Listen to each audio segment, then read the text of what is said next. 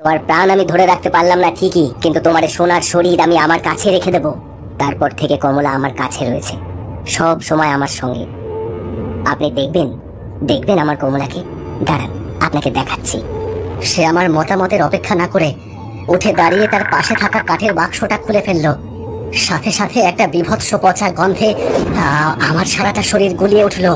আমি দুহাত দিয়ে নাক মুখ চেপে ধরে দাঁড়িয়ে পড়লাম। সেই খোলা বাক্সটার দিকে তাকাতেই দেখলাম একটা পচা গলা মহিলার মৃতদেহ। সে যে কি ভয়ানক তা ভাষায় প্রকাশ করা যায় না। নিজের উদ্ভট শখ মেটাতে গিয়ে কতবার যে কত রকম বিপদে পড়তে হয়েছে সে আর কি বলবো। আজও সেরকমই এক পাগলামো। ফেসবুকে কাল রাতে স্ট্যাটাসে দেখলাম বিখ্যাত থিয়েটার গ্রুপ নকশা শো করতে আসছে উদয়পুর গ্রামীণ মেলায়। আর আমি বরাবরই থিয়েটার পাগল। ব্যাস দেখা মাত্রই সিদ্ধান্ত পাকা করে নিলাম। ভাগ্যিস আজ রবিবার, অফিস ছুটি ছিল। অবশ্য অফিস থাকলেও যে আমার সিদ্ধান্ত বদলাতো তা নয়। অফিসে দিব্যি পেট খারাপের বাহানা দিয়ে ছুটি নিয়েই নিতাম। এমনটা আগে কতবার করেছি। এই জন্যই ভালো কাজ করা সত্ত্বেও বোধহয় 4 বছর ধরে আমার প্রমোশন হচ্ছে না। বেসরকারি কোম্পানি, অনেক কিছু ডিপেন্ড করে। যাকে সে নিয়ে আমার অত মাথা ব্যথাও নেই। আমার একটা পেট হেসে খেলে চলে যায়। বেশি টাকা দিয়ে হবেই বা আর কি। উদয়পুর মেলার মাঠ থেকে যখন নাটক শেষ করে বেরোলাম তখন রাত 10টা বাজে। কি করে বুঝবো যে রাত 10টার মধ্যেই এখানে রাস্তাঘাট ফাঁকা হয়ে যায়? একটা কিছু পেলাম না যাতে করে স্টেশন পর্যন্ত আসবো। তাই পায়ের ওপর ভরসা করেই রাস্তায় নেমে পড়লাম। কিন্তু রাস্তা কি আর একটুখানি? আসবার সময় টোটোয় বুঝতে পারিনি। এখন হাঁটা পথে সে রাস্তা যেন শেষই হয় না। লাস্ট ট্রেন শুনেছিলাম 10টা 45-এ। তার মধ্যে যদি স্টেশনে পৌঁছাতে না পারি তাহলেই হয়েছে। তাই হাঁটার গতি আরো খানিকটা বাড়িয়ে দিলাম। তাতে কাজ হলো বটে। 10টা 25-এর মধ্যে স্টেশনে চলে তো এলাম, কিন্তু এসে শুনলাম আরেক বিরক্তিকর কথা। ট্রেন লেট আছে 1 ঘন্টা, লাইনে কাজ চলছে। এইবার কি করব?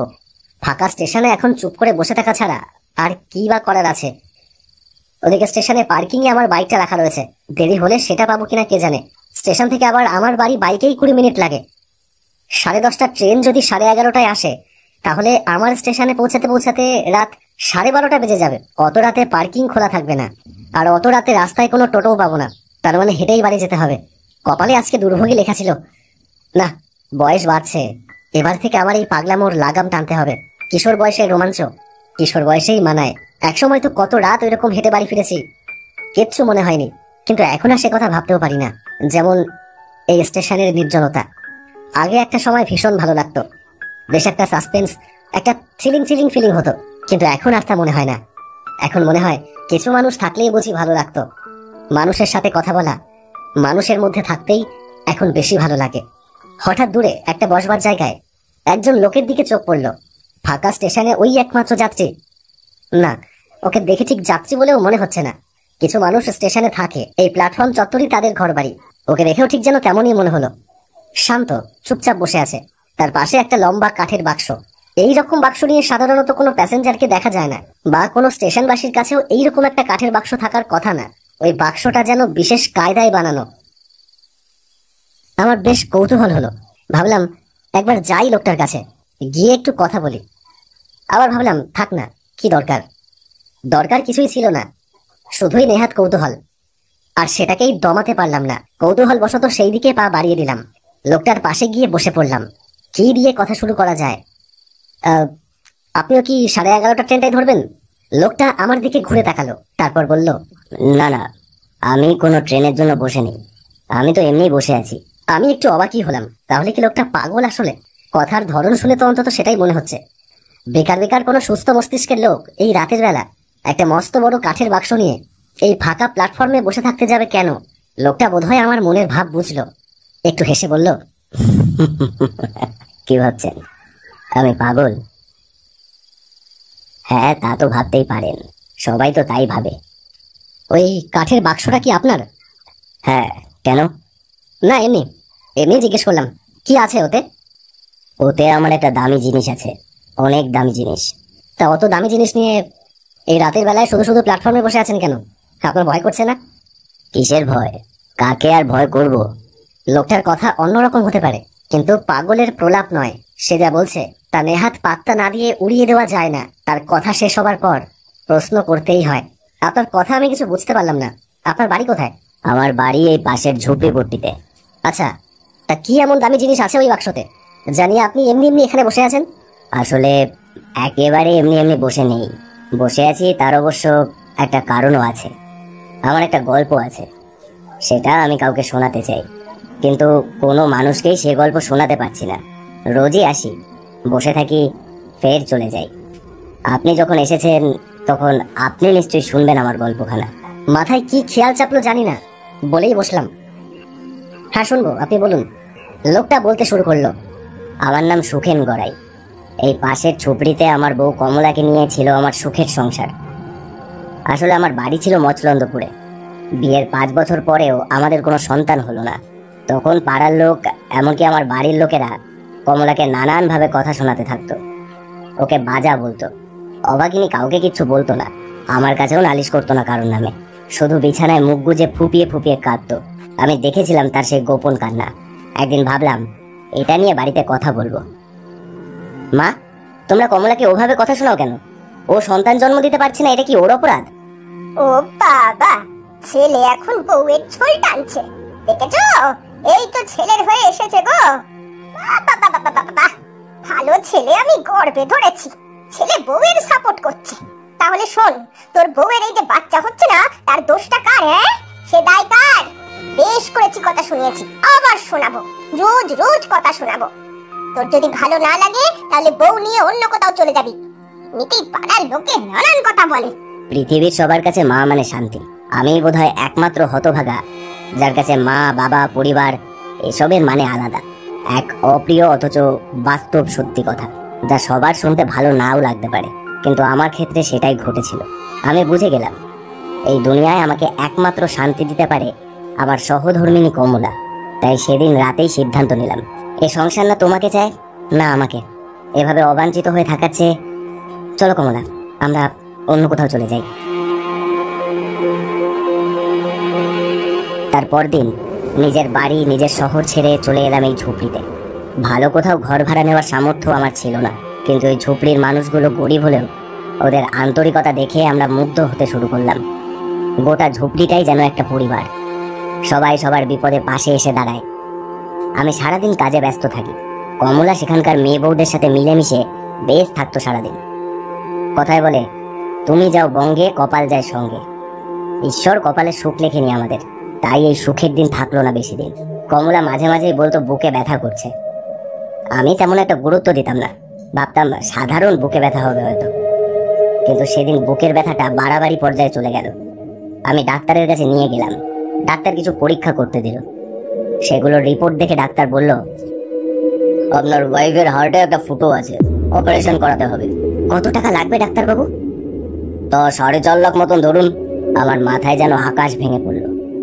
আমি সারাদিন দিনমজুরের কাজ করি, এতগুলো টাকা আমি স্বপ্নেও কল্পনা করতে পারি না। কোথায় পাবো এতগুলো টাকা? ঝুপড়ির সবাই মিলে চাঁদা তুলে 5,000 টাকা মতো জোগাড় করলো, কিন্তু আমি হাল ছাড়লাম না। কমলাকে আমি সুস্থ করবই। আমি সারা দিন সারা রাত পরিশ্রম করতে থাকলাম। কমলা আমার কষ্ট বুঝতো। সে বারবারই বলতো, তুমি এত পাগলামি করো না, যা হয় দেখা যাবে। অতগুলো টাকা কি জোগাড় করা সম্ভব? আমি তার হাত দুটো ধরে বললাম, তুমি চিন্তা করো না, আমি তোমার কিচ্ছু হতে দেব না। আমি তোমাকে ভালো করবই, তুমি দেখো আমি ঠিক টাকা জোগাড় করে ফেলবো। সে আর কিচ্ছু বলল না, শুধু আমার মুখের দিকে তাকিয়ে রইল। পৃথিবীতে টাকা ছাড়া মানুষ যে কতটা অসহায় সেটা বোধহয় আমার চেয়ে ভালো আর কেউ জানে না। পরদিন কাজ থেকে রাতের বেলা বাড়ি ফিরে কমলাকে ঘরে দেখতে পেলাম না। রাত 11:30 বাজে। এত রাতে কমলার তো কোথাও বেরোনোর কথা না। আমার মাথা খারাপ হয়ে গেল। আমি পাগলের মতো ঝুপড়ির ভেতর খুঁজতে থাকলাম, কমলা, কমলা, কমলা, কিন্তু কোথাও তার সাড়া পেলাম না। ঝুপড়ির এক পরিচিত লোক স্টেশন থেকে বাড়ি ফিরছিল। সে আমাকে বলল, কি ব্যাপার সুখেন, তোমার বউকে দেখলাম রেল লাইন দিয়ে সোজা হেঁটে যেতে। আমি তখন ট্রেনে ছিলাম, ট্রেন স্টেশনে ঢোকবার আগেই দেখলাম রানাঘাট লাইন দিয়ে তোমার বউ হেঁটে যাচ্ছে। তুমি শিগগিরই যাও দেখি, রানাঘাটে ট্রেন ঢোকবার সময় হয়ে গেল। আমি তোমার বাড়িতে যাচ্ছিলাম খবরটা দিতে, দেখা হয়ে গিয়ে ভালোই হলো। আমার গোটা পৃথিবীটা যেন থরথর করে কেঁপে উঠল। আমি এক মুহূর্ত সময় নষ্ট না করে ছুটে গেলাম স্টেশনের দিকে। রানাঘাট লাইন বরাবর গিয়ে দেখি অনেক দূরে লাইনের উপর দিয়ে হেঁটে যাচ্ছে কমলা। কমলা, কমলা দাঁড়াও, কমলা! কমলা দাঁড়ালো না। আমার কথা শুনতে পেল কিনা কে জানে। আমি ছুটতে শুরু করলাম, কমলা! ওদিক থেকে ট্রেনের হলুদ আলো আর হর্নের তীব্র আওয়াজ শুনতে পেলাম। কমলা, সরে যাও, ও কাজ করো না কমলা! দুজনকে পিষে দিয়ে ট্রেনটা চলে গেল। আমাকে পাগল ভাববেন না, আমি যে পাগল নই তার প্রমাণ আপনি পাবেন, শীঘ্রই পাবেন।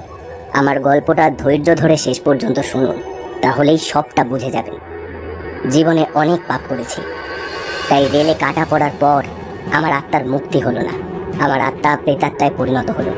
তাকিয়ে দেখলাম রেল লাইনের ওপর পড়ে আছে আমার নিথর মৃতদেহ, আর একটু দূরেই পড়ে আছে কমলার মৃতদেহ। কমলা ছিল বিশুদ্ধ আত্মা, তাই সে মুক্তি পেয়ে অমৃতের পথে যাত্রা করলো। আমি দেখলাম কমলার শরীর থেকে একটা আলোর গোলক বেরিয়ে ধীরে ধীরে উপরে উঠছে, তারপর কালো আকাশের ভেতর অদৃশ্য হয়ে গেল। বেচারি জানতো যে আমি ওর অপারেশনে টাকা জোগাড় করতে পারবো না। সেই টাকা জোগাড়ের জন্য আমার পাগলের মতো পরিশ্রম, আমার অসহায়তা কমলা সহ্য করতে পারল না।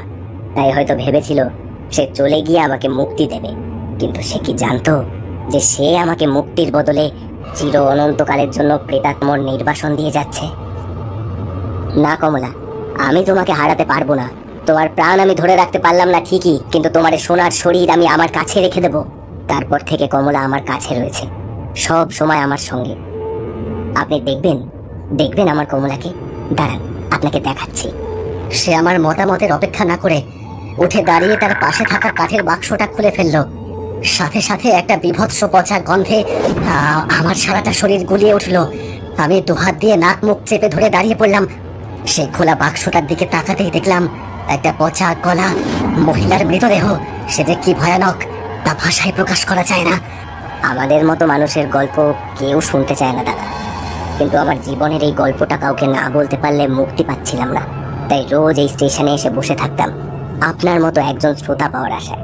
আজ বলতে পারলাম, তাই আর এই অভিশপ্ত জীবনের বীজ বয়ে বেড়াতে হবে না।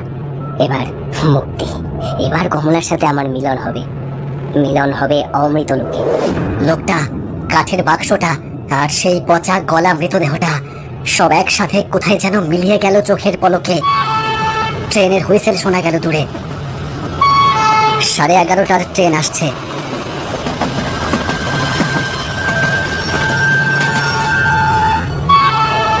সেটা প্ল্যাটফর্মে ঢুকতেই কাঁপা কাঁপা পায়ে উঠে পড়লাম। আজকের এই রাত আমার সারা জীবনের স্মৃতি হয়ে থেকে যাবে।